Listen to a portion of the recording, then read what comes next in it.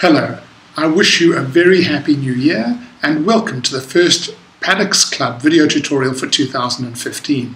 Late last year, Myberg Brink logged an interesting posting on the discussion forum. He asked, how valid would a vote for a special resolution or a unanimous resolution be if it's taken via cell phone?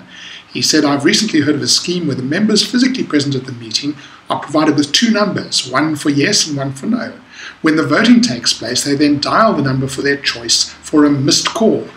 The chairman and scrutineers then check the two phones, both on the chair's table, to check who voted how.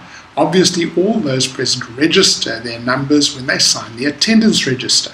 Well, this is certainly an interesting procedure. Unusual, I think, and it does presuppose that everyone present at the meeting has a telephone and can use it to cast their vote. Let's have a look at the prescribed management rules to put this thing into context. In particular, we'll look at the relevant parts of prescribed management rules 60 to 63. 60 sub 1, as you know, says that at any general meeting, a resolution put to the vote of the meeting shall be decided by a show of hands, unless either earlier the chairman decides or anybody entitled to vote requires that it be held by way of a poll. A poll, if demanded, under 61, shall be taken in such a manner as the chairman thinks fit, and the results are deemed to be the resolution of the meeting. 62 says that on a show of hands, the owner or owners have just one vote for each section owned.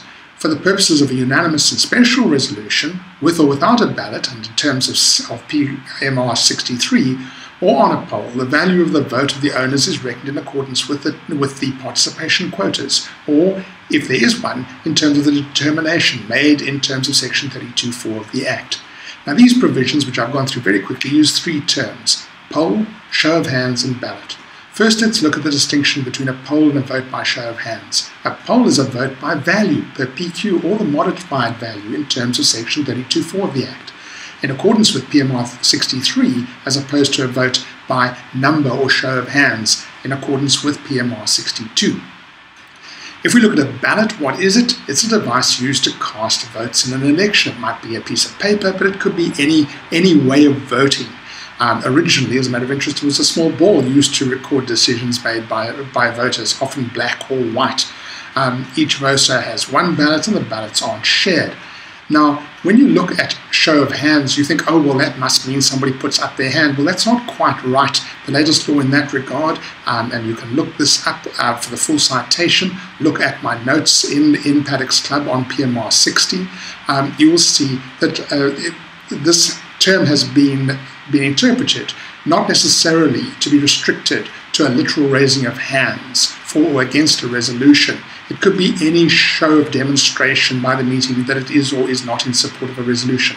So it seems that the telephone method Myberg reports is a form of ballot by which votes can be cast, and in fact you could do this either for a show of hands or a poll, by value or by number of sections. And for a vote by poll, PMR 61 tells us the chairman can determine the manner. So that's actually fine as long as the chairman approves it. For a show of hands, the telephone method also complies with the requirements of the law. To my way of thinking, it's not the simplest way of doing things. Perhaps it's just easier to prepare voting slips, but I don't think there's anything wrong with this provision. Thank you for Myberg for raising the thing, and it was interesting to have a look at it and analyze it. If you have any questions, please deal with them in the discussion forum.